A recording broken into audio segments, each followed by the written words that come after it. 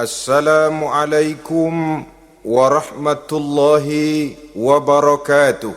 Waalaikumsalam warahmatullahi wabarakatuh. Alhamdulillahi wahdah, sadaqa wa'dah, wa nasara abdah, wa a'azza jundah. Wassalatu wassalamu ala man la nabiyya ba'dah, wa ala alihi wa sahbihi wa mawalah. La hawla wa la quwwata illa billah, amma ba'du. Saudara-saudara kaum muslimin rahimakumullah, seperti kita maklum bahwa Allah Subhanahu wa ta'ala menciptakan manusia dan jin untuk melaksanakan ibadah kepadanya. Manusia yang ingkar terhadap perintah ini dinamakan dengan orang-orang kafir. Sedangkan jin yang mengingkari perintah ini dinamakan dengan setan atau syaitan dalam bahasa Qur'annya. Kemudian dalam perkembangannya, jin-jin yang kafir yang dinamakan setan ini bersekongkol dan menjadi bala tentaranya iblis untuk menggelincirkan manusia dengan berbagai macam cara dan jalan dari hal-hal yang diridhoi oleh Allah Subhanahu wa ta'ala. Adapun yang namanya iblis, pada hakikatnya cuma satu saja, yaitu yang ingkar kepada perintah Allah untuk sujud kepada Nabi Adam alaihi salam. Iblis inilah kemudian yang menjadi sesepuh, raja, biang atau dedengkotnya para setan. Seluruhnya akan tunduk kepada komando iblis, akan taat dan setia kepada perintah iblis untuk mencari teman yang sebanyak-banyaknya guna menemani mereka di neraka nanti. Maka mereka pun melakukan satu proklamasi yang bisa kita baca dalam surah Al-A'raf ayat 16 dan 17, di mana iblis dengan tegas menyatakan, qala fabima aghwaytani la aq'udanna lahum siratakal mustaqim. Wahai Allah, kata iblis, dari sebab engkau telah menghukum saya, dari sebab engkau telah mengusir saya dari surga, maka saya berjanji akan menipu, akan menggelincirkan mereka, Adam dan keturunannya, dari jalanmu yang lurus. Apa jalan yang lurus? Tidak lain Islam ini. Dengan segala cara dan jalan, iblis dan bala tentaranya akan berusaha menggelincirkan manusia dari jalan yang lurus. Caranya bagaimana? Ayat ke-17 menjawab, "Tsumma la'atiyannahum min ba'di aydihim." Akan kami datangi mereka, akan kami goda mereka dari arah sebelah depan. Kalau cara itu tidak kena, wa min khalfihim, kami goda mereka dari sebelah belakang. Andai kata cara itu pun tidak mempan, wa an aimanihim, dari arah sebelah kanan. Kalaupun itu gagal, wa an syama'ilihim, kami akan datang dari arah sebelah kiri. Pendeknya dari 4 penjuru angin, iblis dan seluruh bala tentaranya yang bernama setan belum akan puas sebelum kita tergelincir dari jalan yang lurus yang diridhoi oleh Allah Subhanahu wa ta'ala. Sebagian ahli tafsir menjelaskan bahwa jika iblis menggoda dari arah depan, yang dimaksud dari depan ini adalah dunia, sehingga manusia menjadikan dunia sebagai tujuan akhir dari seluruh kegiatan hidupnya. Ia pergi pagi, pulang sore, peras keringat, banting tulang, tidak ada yang dikejar kecuali dunia, dan cuma untuk kepentingan dunia. Dunia yang membuat orang berpaling daripada akhirat. dunia yang membuat orang lupa kepada tujuan penciptaannya, maka dunia termasuk perangkap iblis. Apa isi dunia? Biasanya yang lazim itu 3 ta itu. Harta, tahta, wanita. Itu yang bikin orang jadi sibuk sampai lupa kepada tujuan penciptaannya. Untuk apa dia diciptakan oleh Allah? Ini wa'an min baini aidihim. Kami goda mereka dari arah depan dengan menyodorkan dunia dalam bentuk yang hijau ranau, dunia dalam bentuk yang manis sehingga mereka tenggelam di dalamnya lalu melupakan akhirat. Kalau cara itu juga tidak kena, wa min khalfihim, kami datang dari sebelah belakang, kami lupakan mereka kepada akhirat. Itu mah urusan nanti bagaimana saja. Yang penting yang kita hadapi sekarang apa? Dunia. Akhirat kita belum tahu dan bahkan belum tentu ada. Yang sudah pasti saja kita garap. Melupakan akhirat. Wa an aimanihim, yang dimaksud dari arah sebelah kanan, iblis dan setan selalu menghalang-halangi manusia untuk berbuat kebaikan. Karena kanan adalah lambang kebajikan. Sedangkan ansama ilihim, kiri adalah lambang kejahatan. Dicegahnya kita berbuat kebajikan dan dibisikannya kita untuk selalu melakukan kejahatan dan kemunkaran. Wala tajidu aktsarahum syakirin, dan akan kamu dapati sedikit sekali di antara manusia yang bersyukur atas nikmat yang telah engkau berikan kepada mereka. Ditanamkan rasa ingkar kepada nikmat. Jika kita tidak kufur iman, dibuatnya kufur nikmat.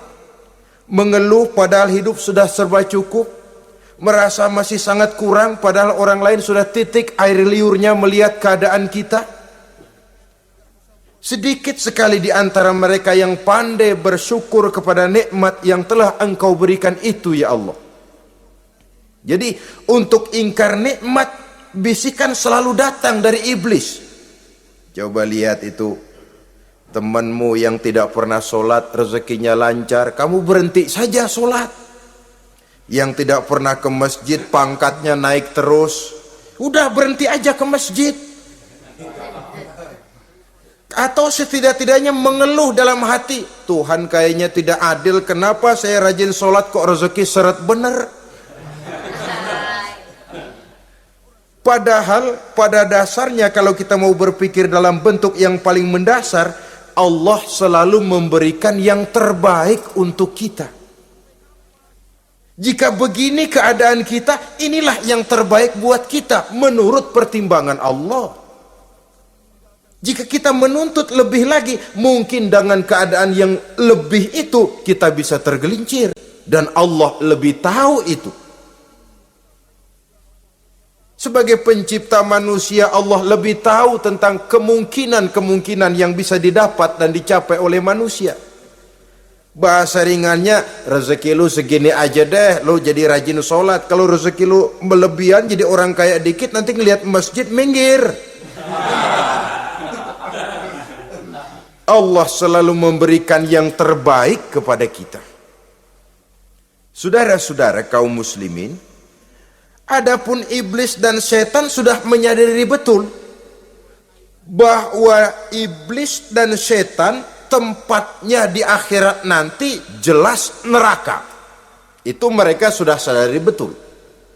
Maka yang mereka kepengen sekarang, bagaimana mencari teman sebanyak-banyaknya untuk menemani mereka di neraka nanti. Nah, inilah yang menyebabkan mereka berjibaku betul.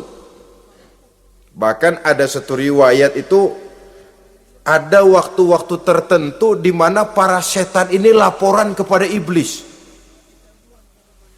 Kalau ada yang laporan gagal, bukan main marahnya si iblis ini selaku komandan. Kata setan, Pak, saya gagal menggoda si fulan karena imannya kuat. Goblok kamu.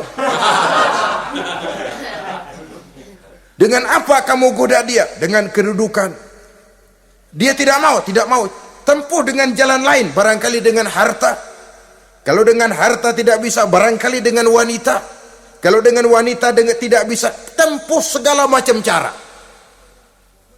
Dan mereka yang laporannya enak, artinya berhasil menggoda banyak orang-orang beriman, itu konditenya naik. Bahkan mendapat semacam piagam penghargaan sebagai kadar militan daripada iblis. Nah, mereka berusaha dengan segala macam cara mengumpulkan teman sebanyak-banyaknya. Kalau mereka sendiri sudah tahu pasti, sadar nasib saya di akhirat nanti pasti masuk neraka, diazab dan disiksa oleh Allah. Cuma saya begini ini lantaran ulahnya Nabi Adam dulu. Maka anak-anak cucu Nabi Adam harus menjadi teman-teman saya sebanyak-banyaknya guna menemani saya di dalam neraka. Oleh karena itu, pada kesempatan pertemuan saat ini kita akan membicarakan siapa sih teman-teman setan itu. Diriwayatkan dari Wahab bin Munabbih bahwa pada satu hari iblis diperintahkan oleh Allah untuk datang kepada baginda Rasulullah sallallahu alaihi wasallam dan menjawab segala pertanyaan yang diajukan oleh baginda Nabi. Datang iblis dalam bentuk orang tua pakai tongkat. Jadi iblis itu bisa malih warna, dia termasuk jenis makhluk halus toh, seperti halnya jin dan malaikat, itu bisa malih warna sesuai dengan yang mereka kehendaki. Ketika datang, baginda Nabi bertanya, "Man anta?" Siapa kamu? Dia jawab, "Ana iblis." Saya iblis. Jujur. "Limadza ji'ta?" Mau apa kamu datang kemari? Kata baginda Nabi. Dijawab oleh iblis, "Innallaha amaroni an atika wa ujibaka an kulli ma sa'altani." Allah memerintahkan saya untuk datang kepadamu dan menjawab segala pertanyaan yang engkau ajukan kepada saya. Nah, atas pernyataan ini baginda Rasul kemudian bertanya dengan dua pertanyaan. Pertanyaan pertama, iblis, "Kam ikhwanuka min ummati?" Ada berapa sih teman-temanmu dari golongan umatku? Dari golongan umatku, umat Islam ini, bukan orang lain. Kalau orang kafir sih sudah jelas, itu memang CS-nya iblis. Tapi dari umatku, siapa saja yang jadi teman-teman kamu iblis? Menjadi antekmu, menjadi alatmu sejak dari dunia sampai ke neraka nanti. Atas pertanyaan ini iblis menjawab, "Teman-teman saya dari golongan umatmu ya Muhammad, asyarun. Ada 10 orang. Ada 10 orang yang merupakan teman-teman iblis dari dunia sampai ke neraka." Siapa mereka? Pertama kata iblis, "Teman saya hakimun jair." Hakim yang curang. Hakim yang tidak adil. Ini bisa dimaklumi. Kenapa? Karena hakim diharapkan adalah produk keadilan. Sehingga orang mengatakan seorang hakim adalah seorang yang meletakkan sebelah kakinya di sorga dan sebelah lagi di neraka.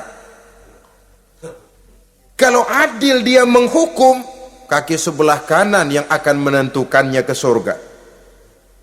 Kalau licik dia menghukum, kaki sebelah kiri yang akan menjerumuskan dia ke dalam neraka. Saudara-saudara kaum muslimin rahimakumullah, sesungguhnya dalam kehidupan Kurangnya sandang pangan bukan satunya sebab yang membuat orang menderita. Tidak teraturnya perumahan, kurangnya lapangan kerja bukan satu-satunya yang menyebabkan rakyat menderita. Tapi lukanya rasa keadilan, tidak tegaknya hukum sebagaimana yang diharapkan, itu juga bisa menjadi sumber nestapa, bisa menjadi asal dari segala derita. Oleh karena itu, hakim yang tidak adil, hakim yang curang, yang menghukum tidak berdasarkan hukum, tapi berdasarkan kepentingan, berdasarkan pesan sponsor, hukum bisa dibeli, ada istilah mafia peradilan. Hakim-hakim macam ini yang akan menjadi teman-teman iblis. Dan tiap kali palu akan diketuk, iblis sudah bukan main sibuknya. Kekuasaan di tanganmu, hijau katamu, hijau yang akan berlaku, merah kau ketok, merah yang akan jadi keputusan. Orang lain tidak tahu ini kesempatan untuk jadi kaya, ini kesempatan untuk naik pangkat. Manipulir hukum tidak ada yang tahu karena orang banyak yang awam dengan hukum. Saudara-saudara kaum muslimin, kalau hukum sudah bisa dibeli, atau kalau hukum cuma untuk orang-orang kecil saja, ada kelompok-kelompok yang kebal hukum, maka akan timbullah kiamat di masyarakat, di mana yang kuat makin kuat, yang lemah selalu menjadi mangsa. Oleh karenanya, hakim yang serong, hakim yang durjana merupakan teman-teman setan, merupakan teman-teman iblis dari dunia sampai ke neraka nanti. Ini yang pertama. Oleh karenanya, pada dasarnya setiap kita adalah hakim untuk keluarga. Dalam pergaulan hendaklah adil di dalam memutuskan segala sesuatu. Lebih-lebih hakim yang memang menjadi pengayom masyarakat. Bukankah lambang para hakim digambarkan dalam bentuk neraca yang berimbang? Tidak berat ke kiri, tidak juga berat ke kanan. Dalam arti objektif memberikan keputusan sesuai dengan hukum, sehingga masyarakat terlindungi. Dan hakim yang adil secara praktis adalah musuh daripada setan. Dimanapun setan dan iblis paling gak demen sama hakim yang adil. Itu merupakan musuh besar bagi setan. Yang menyalahkan yang salah, membenarkan yang benar, walaupun yang salah orang besar, yang benar orang kecil. Dan kita memang oleh baginda Nabi diajarkan satu doa, Allahumma arinal haqqa haqqa warzuqna tiba'ah. Ya Allah, perlihatkan kepada kami bahwa yang benar itu benar.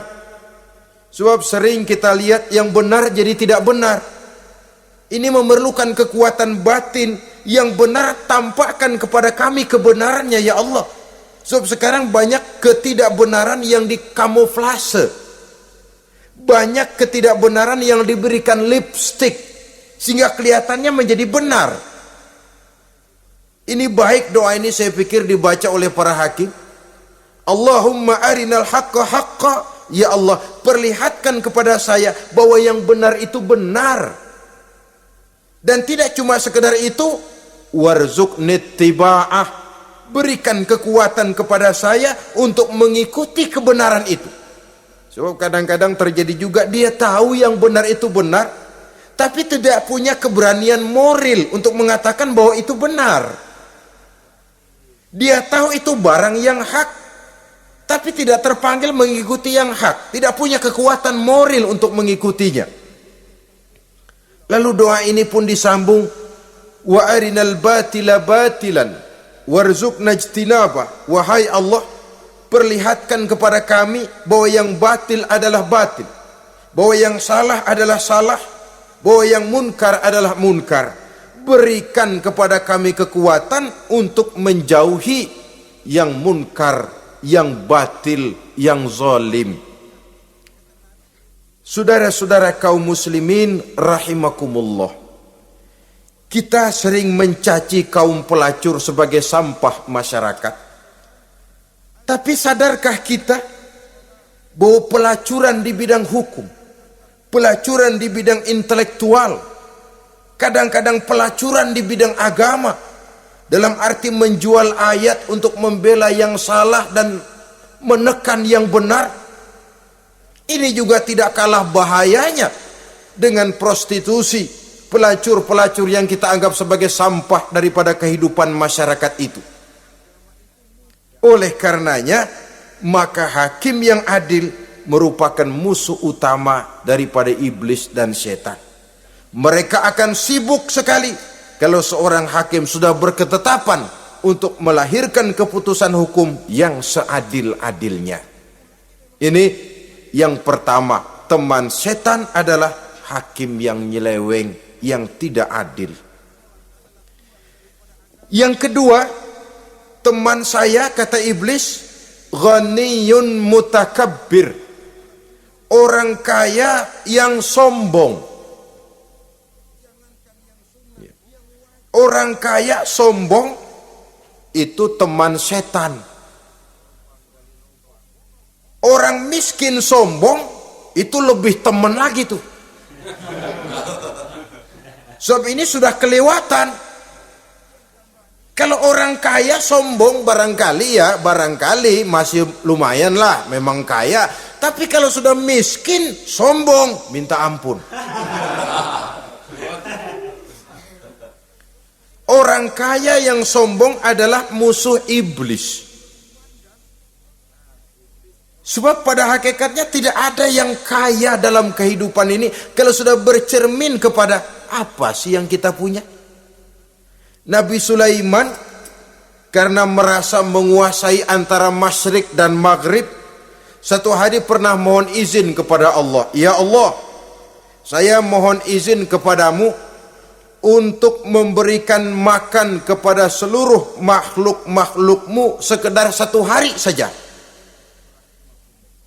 Baik, satu hari Nabi Sulaiman mau menjamin menanggung makannya semua makhluk karena merasa kaya. Baik, kata Allah. Lalu sibuklah Nabi Sulaiman mengadakan persiapan. Seluruh bala tentaranya, jin, binatang dikumpulkan, mengumpulkan makanan yang sebanyak-banyaknya, diatur di satu lapangan yang sangat luas. Sebab ini yang mau makan tentu tidak sedikit. Nah, sudah selesai persiapan, kata Allah, sudah selesai Sulaiman? Sudah, ya Allah. Nah, aku mulai dari makhlukku yang paling di bawah, ikan. Ikan Nun dipanggil oleh Allah. Rezekimu hari ini mau ditanggung Sulaiman. Naik, makan. Naik ikan ini. Sekali makan seluruh persiapan habis. Goleng kepala Nabi Sulaiman, beliau sadar lalu sujud, maha kaya engkau ya Allah. Boro-boro nanggung makanan semua makhluk hidup sehari, ikan satu nggak keurusan. Ini baru sekali makan, bagaimana nambahnya? Jadi apa sih yang kita anggap kaya ini? Maka orang kaya yang sombong pada hakikatnya kacang yang lupa akan kulitnya.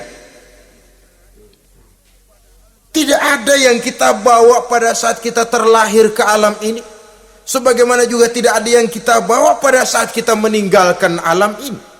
Harta kita akan pindah nama.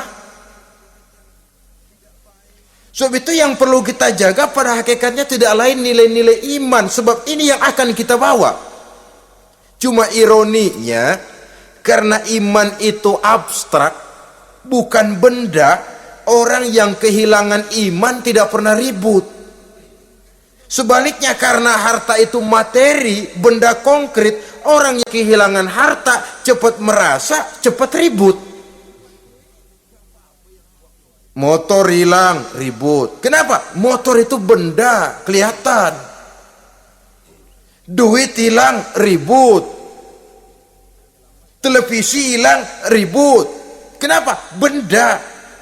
Tapi kalau iman yang hilang, wah kelihatannya tenang-tenang saja, Pak.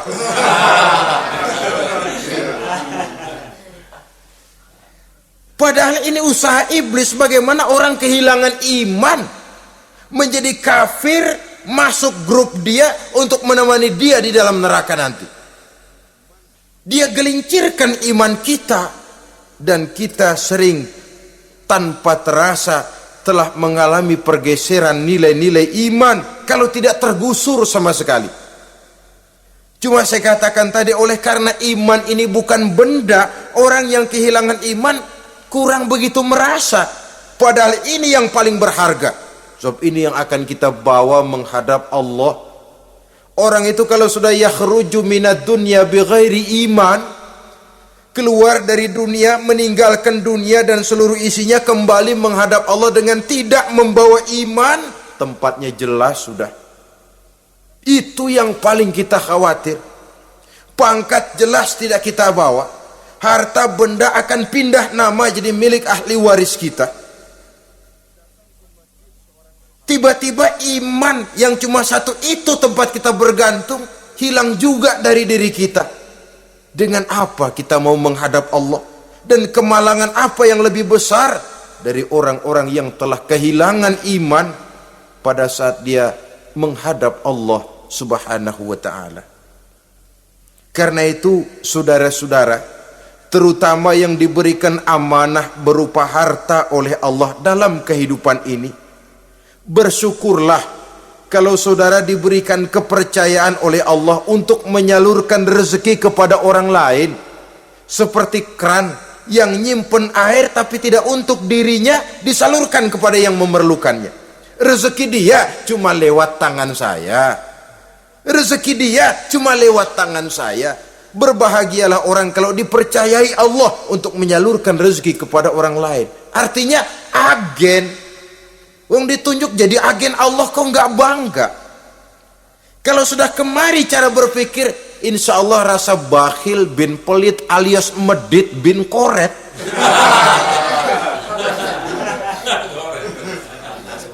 Itu insya Allah nggak ada. Kan kadang kita berpikir, yang nyari duit gue setengah mati, lu datang-datang mau minta aja pala lu. Kan itu toh kadang-kadang cara kita berpikir. Ya boleh jadi lalu terasa berat. Tapi kalau kembali kepada kesadaran, barangkali alhamdulillah rezeki dia cuma lewat tangan saya. Kalau saya nggak ngasih dia, barangkali nggak semudah ini saya dapat rezeki. Allah mudahkan rezeki saya karena saya sering membantu orang-orang yang memang memerlukannya. Andai kata saya nggak membantu mereka, belum tentu rezeki selancar ini. Tidak lalu enak aja, peras keringat gua banting tulang, pergi pagi pulang sore, lu datang-datang nada aja. Berbahagialah orang jikalau sekali lagi dia dijadikan agen oleh Allah untuk menyalurkan rezeki kepada mereka yang memang memerlukannya. Kalau tidak ke arah itu kita berpikir, yang timbul bakhil. Bakhil lalu bermegah-megah dengan hartanya, timbul kesombongan. Senang lihat orang susah, lalu dia sendiri dengan hartanya cuma to show only, pameran. Lewat di kampung senang kalau orang melotot, lihat mobilnya yang serba mengkilap, sepatunya yang serba mahal. Senang kalau wah, semua gaya hidupnya serba jet set, wah, wah, wah. Senang betul kalau ngelihat orang sudah serba bengong lihat keadaan dia. Timbul takaburnya, sombongnya, ngenyek kepada yang lain. Maka orang kaya yang sombong teman iblis, teman setan. Setan senang betul. Sebaliknya secara praktis, orang kaya yang rendah hati adalah musuh iblis. Saudara-saudara kaum muslimin rahimakumullah, lain memang kalau kita diberikan ilmu di akhirat nanti, pertanyaan cuma satu, ilmumu kau amalkan untuk apa? Kalau kita diberikan umur panjang, pertanyaan akhirat satu saja, umurmu kau habiskan di mana? Tapi kalau sudah harta diberikan kepada kita, pertanyaan akhirat dua, min aina iktasabahu wa fima anfaqahu. Hartamu kau dapat dari mana, kau belanjakan kemana? Depan belakang ditanya. Yang ketiga, teman iblis itu tajirun khain, pedagang yang berkhianat, baik kepada sesama teman pedagangnya karena ingin lebih maju dari yang lain, terjadi persaingan yang tidak sehat di berbagai bidang bisnis, ataupun kepada para pembelinya dengan mengatakan barang yang baik adalah barang yang tidak baik menjadi baik. Sebab pada dasarnya apabila kaum pengusaha sudah berkhianat, akan timbul kegoncangan ekonomi. Dan kegoncangan ekonomi dampaknya adalah melahirkan kelas-kelas kemiskinan. Kemiskinan merupakan satu perangkap iblis. Biasanya orang kalau udah melarat udah dekat banget sama kafir. Kalau tidak dilatar belakangi oleh nilai iman yang kuat. Udah melarat udah dekat benar dah sama kafir. Apalagi iblis ini menggodanya pandai dia. Kepada orang miskin dia datang dengan bujukan materi. Kepada yang cukup hartanya dia datang dengan bisikan lain. Pendeknya iblis dan setan itu kalau ibarat tukang joget, dia ngerti betul irama kendang.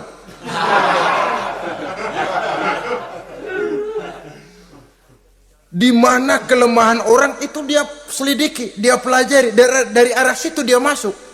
Dan secara strategi perang, iblis dan setan ini posisinya memang lebih menguntungkan daripada kita.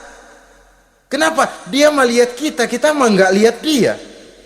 Dia bisa pelajari kebiasaan dan kecenderungan kita. Kita nggak tahu kadang-kadang kelemahan kita. Dari arah itu dia masuk. Posisi dan strateginya lebih menguntungkan daripada kita. Saudara-saudara kaum muslimin rahimakumullah.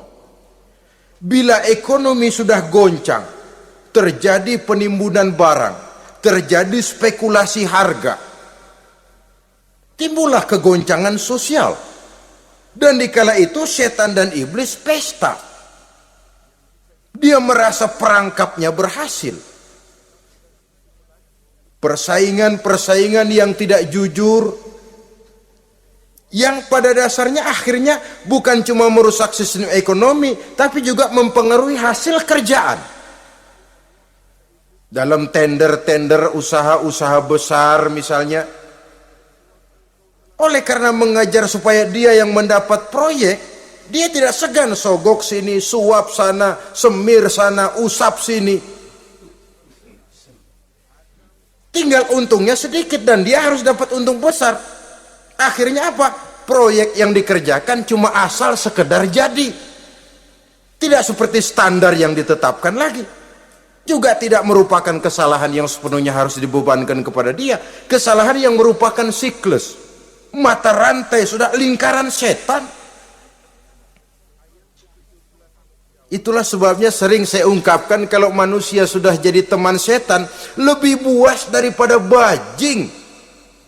Karena bajing cuma makan kelapa, tapi bajingan udah apa saja dimakan. Sudah jadi teman-teman iblis, tidak ngerti halal haram, hak dan batil. Ini kepentingan pribadi apa kepentingan orang banyak, yang penting sikat saja. Jadi yang ketiga ini targetnya memang kekacauan ekonomi. Yang kemelaratan, kemiskinan merupakan tangga untuk sampai kepada kekafiran. Dan iblis tahu betul itu.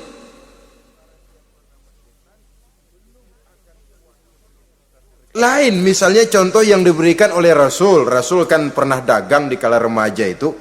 Membawa dagangannya Siti Khadijah. Kain. Beliau dagang kain. Berapa kain ini? Oh, kalau ini Saya ambil dari Ibu Khadijah 25 rupiah. Saudara mau beli saya berapa terserah asal saya ada untungnya. Dan kalau modalnya 25, betul-betul beliau udah bilang 25. Jujur. Kita kan enggak, udah bohong campur sumpah lagi.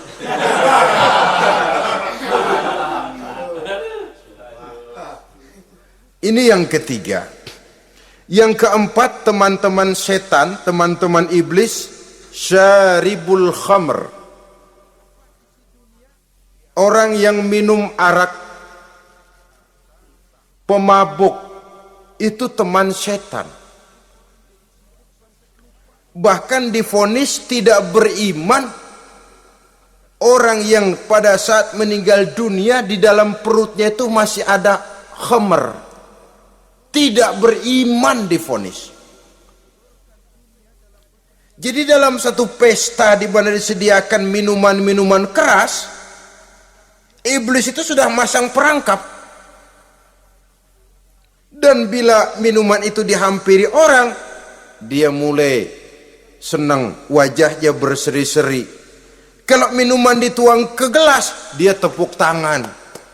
Bila minuman mulai mengalir ke tenggorokan, dia jijimprakan iblis. Girang bukan main.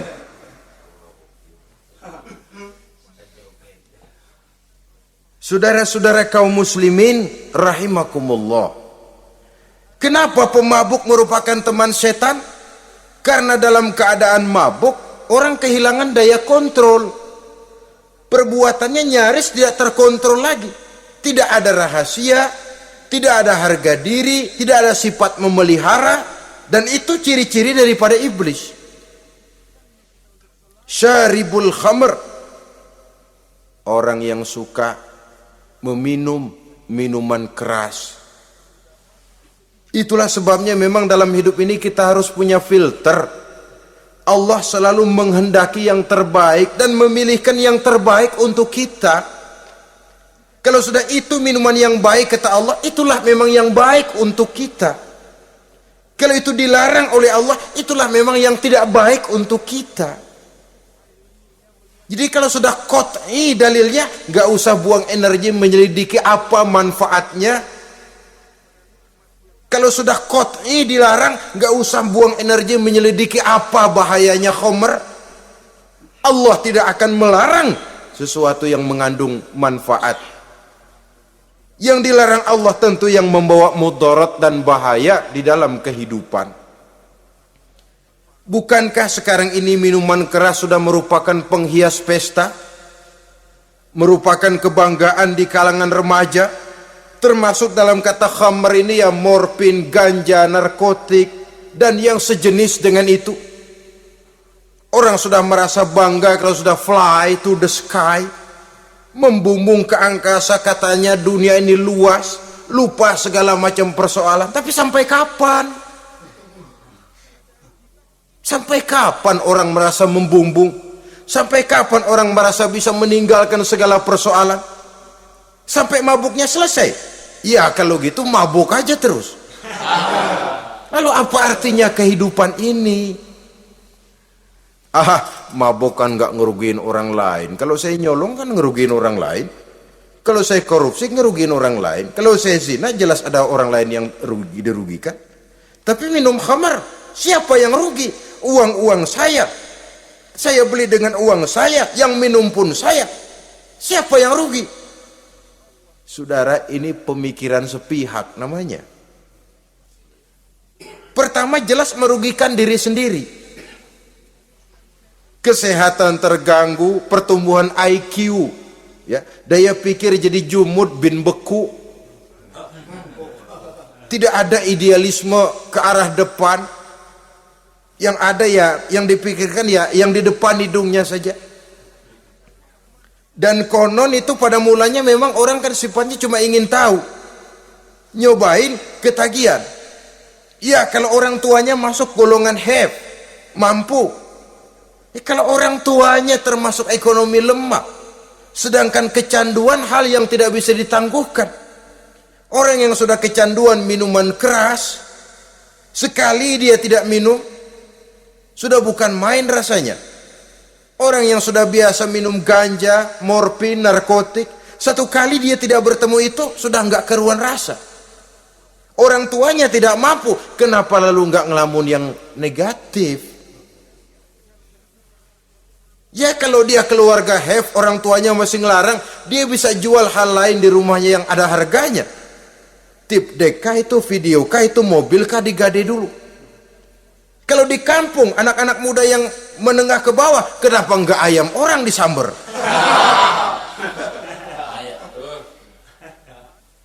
Terjadilah perbuatan negatif yang akhirnya merembet kepada merugikan orang lain.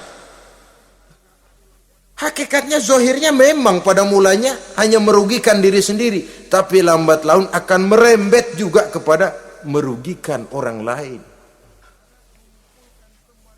Oleh karena itu pantas kalau dalam perjalanan Mi'raj begitu hendak start dari Masjidil Aqsa menghadap Allah, kepada baginda Nabi disodorkan 2 gelas minuman, segelas susu dan segelas arak. Muhammad, kau ambil salah satu minuman itu, kau minum. Mantap. Nabi mengambil gelas yang isinya susu lalu beliau minum. Selesai minum kata Jibril, "Shaddaqta ya Muhammad, laqad asabtal haq." Kamu benar Muhammad, pilihanmu tepat. Kenapa? Untung saja susu yang kamu minum. Kalau arak yang kamu ambil, kamu pilih dan kamu minum, pasti umatmu bakal pada jadi umat teler semua nanti. Wong Nabi milih susu saja umatnya masih banyak yang teler. Apalagi kalau beliau memilih khamr waktu itu. Tapi ini sekedar simbol bahwa begitulah kita dalam hidup. Saudara, kalau di depan kita ditaruh segelas jamu, segelas sirup, kira-kira pilih mana? Sirup apa jamu? Orang yang berpikir panjang ke depan, dia bakal pilih jamu. Memang pahit, getir, nggak enak, tapi besok pagi badan enteng, kerja semangat, berpikir cerdas, gairah ada. Orang yang pikirannya pendek, ngapain jamu getir nih, sirup nih, manis ini. Dia minum, bukan main manisnya, besok pagi bibir pada jontor. Begitulah dalam kehidupan ini. Maka hendaknya kita berusaha dengan sekuat kemampuan untuk menghindarkan diri dari minuman keras dan pengaruh-pengaruhnya. Yang kelima, teman iblis itu al-qattad, tukang-tukang fitnah. Itu suling iblis itu, trompet setan. Sebab apa? Benar kalau Quran mengatakan, Nabi mengatakan al-fitnatu asyaddu minal qatli. Fitnah lebih bahaya dari pembunuhan. Sebab apa? Pembunuhan membunuh orang secara langsung, fitnah membunuh orang pelan-pelan. Kalau mati mau mendingan cepat daripada pelan-pelan. Pelan-pelan mati, cepat mati enakan cepat, nggak ngerasain sakit. Fitnah membunuh orang pelan-pelan.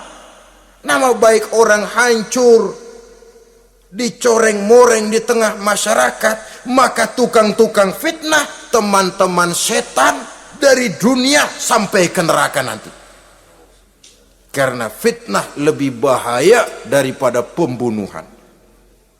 Mengada-ada yang tidak ada diada-adakan, fitnah. Melebih-lebih, berita semeter jadi 3 meter, yang 2 meter. Ya kalau positif, kalau negatif, fitnah.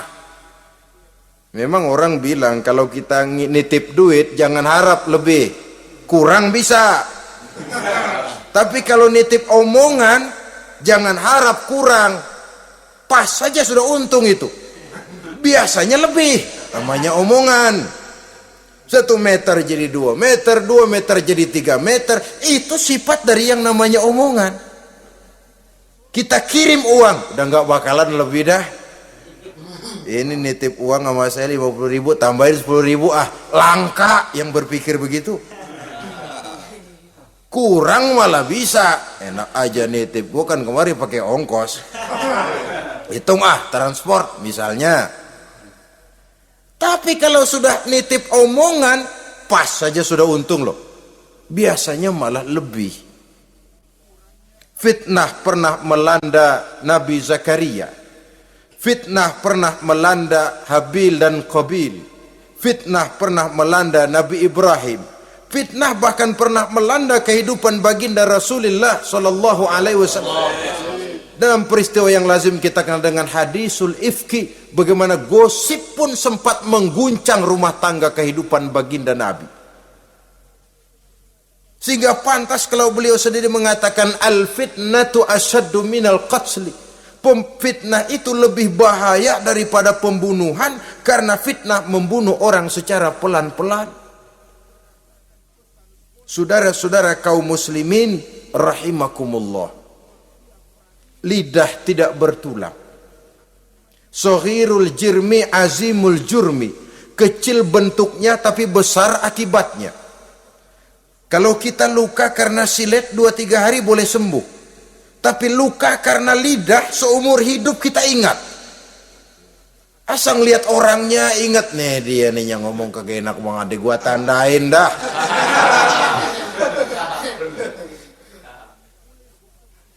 Itulah sebabnya pepatah bilang salamatul insan fi hifzil lisan.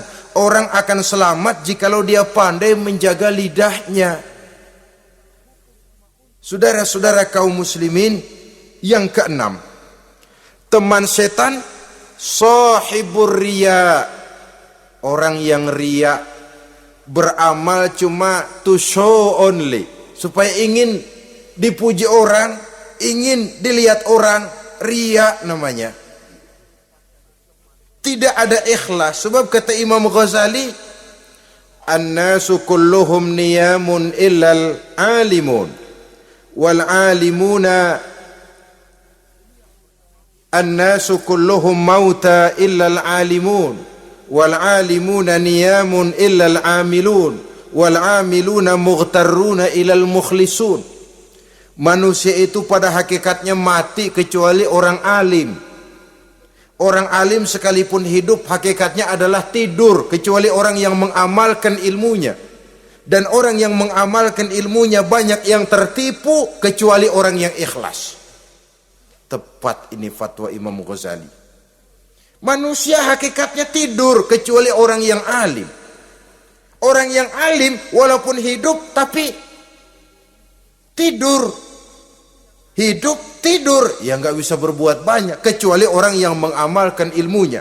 Dan orang yang mengamalkan ilmunya banyak yang tertipu, kecuali yang ikhlas.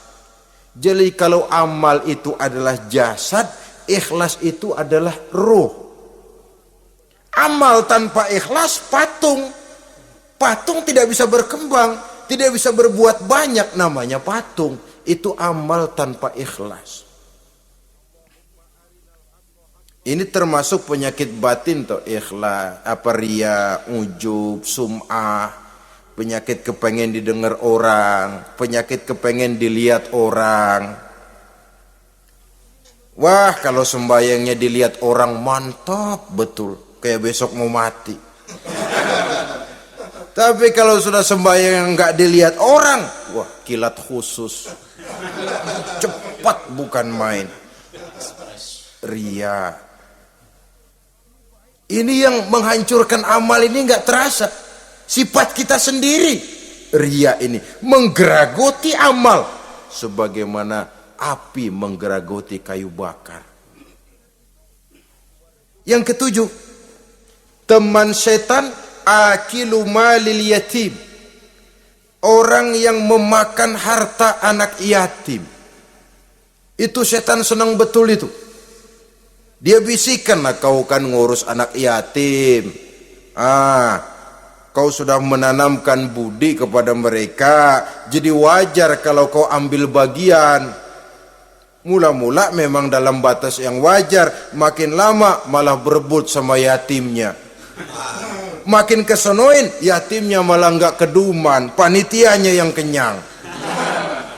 Akilu malil yatim, orang yang memakan harta anak yatim secara zalim, ini merupakan teman setan. Sebaliknya, orang yang melindungi anak yatim, kata Nabi, seperti dua jari ini dengan aku di akhirat nanti. Dekat derajatnya dengan Rasul.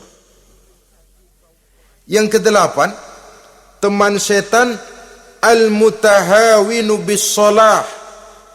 Orang yang nganggap enteng sholat, ngenteng-ngentengin sholat. Nanti aja dah, kalau udah tua-tuaan, sembayang mah gampang, saban sari ada. Kalau ini nih tinju jarang-jarang. Al-mutahawin, ngenteng-ngentengin. Pada dasarnya agama itu mudah, jangan dipersulit, tapi juga jangan dipermudah. Agama itu tidak berat, jangan diberat-beratin, tapi juga jangan dienteng-entengin. So yang enteng kalau kita entengin akhirnya menganggap remeh. Mulanya memang sedikit, makin lama makin banyak, makin lama makin banyak, makin bertumpuk. Apalagi kalau sadar kita sholat adalah tiang daripada agama. Bagaimana rumah akan tegak tanpa tiang yang kuat? Bagaimana agama akan tegak dalam diri seseorang kalau sholatnya dia enteng-entengi? Jangankan yang sunnah, yang wajib saja. Kadang-kadang tutup lubang gali lubang. Padahal itu merupakan tiang pokok. Rumah itu untuk kuat harus ada tiang-tiang tambahan. Tiang tambahan ini ya nawafil, ya rawatib, sholat-sholat sunnah itu. Itu untuk menjaga stabilitas temperatur batin kita kepada Allah. Al-mutahawinu bis shalah. Jadi kalau sudah masuk waktu, beduk misalnya berbunyi, azan berkumandang, iblis mulai menyebar bala tentaranya. Pasukan, siap.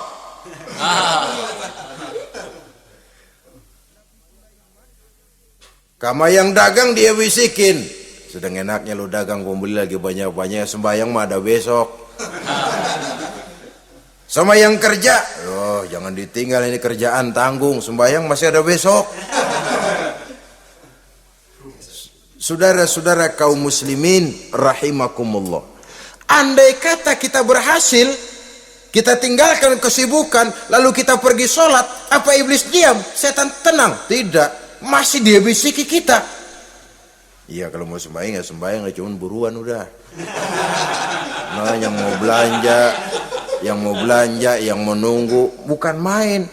Sampai ruku kita tidak sempurna, bacaan kita semrawut, sujud kita tidak lengkap, sholat juga, tapi disitulah masuk iblis. Atau kalau itu kita berhasil cegah, ruku tertib, ada tumakninah, sujud bagus, iblis masuk lagi. Wah, memang sembahyang kamu mantap, orang lain gak ada yang sembahyang kayak kamu. Yang timbul apa? Ujub, sombong kepada diri sendiri. Begitu rapi sembahyang, lo ya pada kagak sembahyang, apaan lo? Gua nih. Itu sudah perangkap iblis.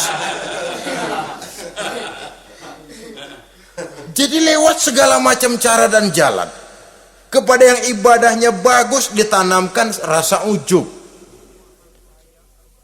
Kepada yang mau berusaha bagus ditanamkan sifat was-was, buru-buru. Saudara-saudara kaum muslimin, ini yang ke-8. Yang ke-9, mani'uz zakah.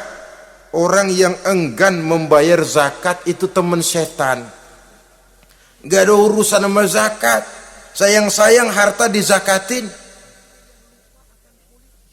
Saudara-saudara, padahal zakat itu kata Nabi, zakku amwalakum biz zakat.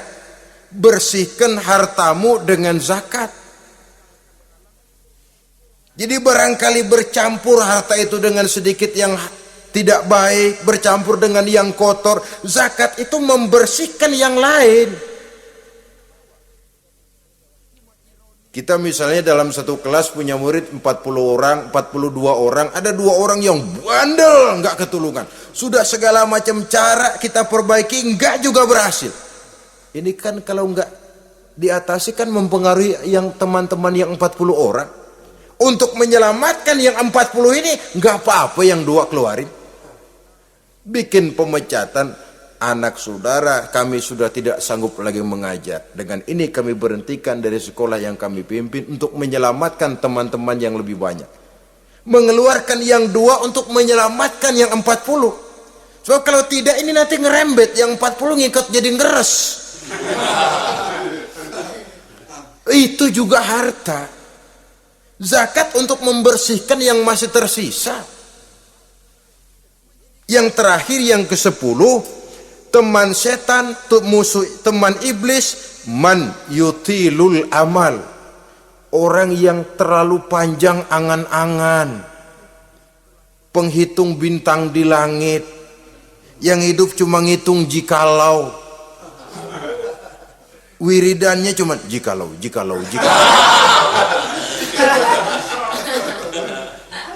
Tidak pernah mau berbuat, cuma angan-angan kelewat panjang. Yang ngelamun kan nggak ada sekolahan, ya siapa juga bisa ngelamun. Orang bukan tidak boleh bercita-cita, bahkan cita-cita yang mendorong kita untuk bergairah dalam kehidupan. Tapi kalau cita-cita tanpa langkah konkret, yang penting kan punya kemauan, lebihnya tawakal, nggak cukup. Pernah datang ke masjid seorang sahabat. Begitu sampai dia turun dari onta langsung menghadap baginda Nabi. Nabi tanya, ontamu udah diikat belum? Belum ya Rasul. Kenapa? Saya tawakal kepada Allah. Tuh orang diomelin sama Nabi. Ikat dulu, habis gitu baru tawakal. Betul toh. Ikat dulu tuh onta, lebihnya baru tawakal. Kalau udah diikat masih lari juga, itu tawakal. Lah belum diikat udah tawakal. Orang yang terlalu panjang angan-angan, yang akhirnya kalau tidak merusak cara berpikirnya, akan mendorong dia kepada perbuatan yang negatif untuk mewujudkan angan-angannya itu. Macam misalnya ya, pakaian kepengen bagus, harta mau banyak, usaha ogah, kerja capek sedikit tidak mau, kepengen seperti orang-orang, lalu ngelamun. Kalau tidak jadi gila, ya merusak perbuatannya. Kan berapa banyak orang yang kepengen kaya gagal lalu jadi sableng. Kertas koran ditumpukin, dikantongin, dia kira gepokan duit. Hawanya duit udah banyak aja. Tulul amal, terlalu panjang angan-angan. Nah, saudara-saudara, kalau kita sudah tahu itulah teman-teman setan, teman-teman iblis, mari kita berusaha jangan termasuk salah satu di antara 10 orang yang menjadi teman-teman iblis ini. Lalu cara untuk mengatasinya bagaimana? Imam Al-Ghazali rahimahullah memberikan tuntunan. Pertama, untuk mengatasi perangkap setan, jangan sampai kita termasuk salah satu teman setan, zikrullah. Banyak ingat kepada Allah. Sebab Nabi bersabda, inna zikrallahi ta'ala fi janbi syaitan kal akillati fi janbi ibni Adam. Sesungguhnya zikrullah, zikir kepada Allah itu dapat menyakiti setan sebagaimana penyakit menyakiti lambung anak Adam. Jadi setan itu akan kurus kalau kita hantam pakai zikrullah. Setan tidak berdaya, lemah kalau kita hantam pakai zikrullah. Ingat Allah, selalu merasakan kehadiran Allah dekat dalam hidup. Itu senjata pertama. Dengan zikrullah, setan kurus. Kalau udah kurus, ya lemas, nggak berdaya ngadepin kita. Tapi kalau nafsu yang kita ikutin, kita umpanin tuh setan. Lah gemuk, begitu gemuk, makin berleluasa dia ngutak-ngatik kita. Yang kedua, jangan mendekati tempat maksiat.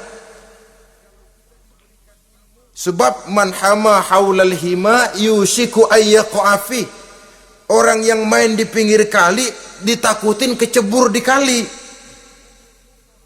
Jangan mendekati tempat yang cenderung membawa kita ke tempat maksiat. Saudara-saudara, yang ketiga,